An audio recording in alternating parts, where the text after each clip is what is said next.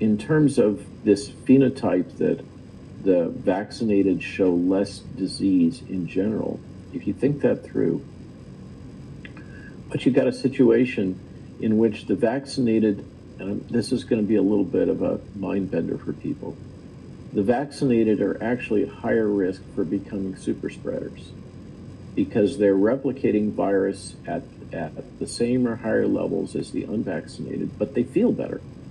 So that means they're more likely to be out in the community.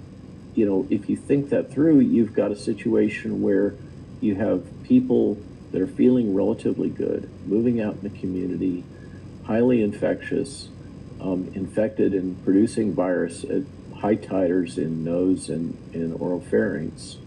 And that could well account for some of this surge. You can check this. In countries where you have high vaccine coverage rates, so high rates of vaccination, like UK, like Israel, like the US, you will see that there is some movement of waves around the plateau that is really very high. The average infection rate is high. If you compare this US, UK, Israel, for example, with other European countries, you will see that that plateau is much, much higher. So we know that, and maybe I'll have an opportunity to explain this to your audience, Philip, the effect of mass vaccination, that indeed in vaccinated people, they exert a lot of immune pressure on the virus. And this is, in fact, an ideal breeding ground for more infectious strains.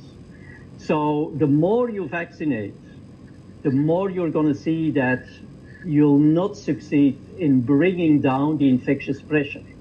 However, if you still have a substantial proportion of the population that is non-vaccinated, you will see that these people will, of course, get infected, but what will happen is that a lot of them still up till today is not going to have any kind of the disease. They get infected, they will shed the virus for some time, but they will eliminate the virus. So basically they are going to reduce infectious pressure.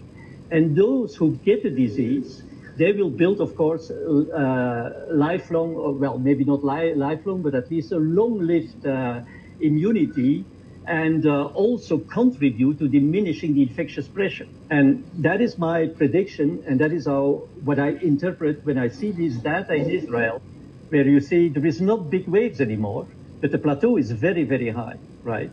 And what else do you expect? You have almost vaccinated all people, and we know that the vaccinated people are not going to contribute to diminishment of the infectious pressure.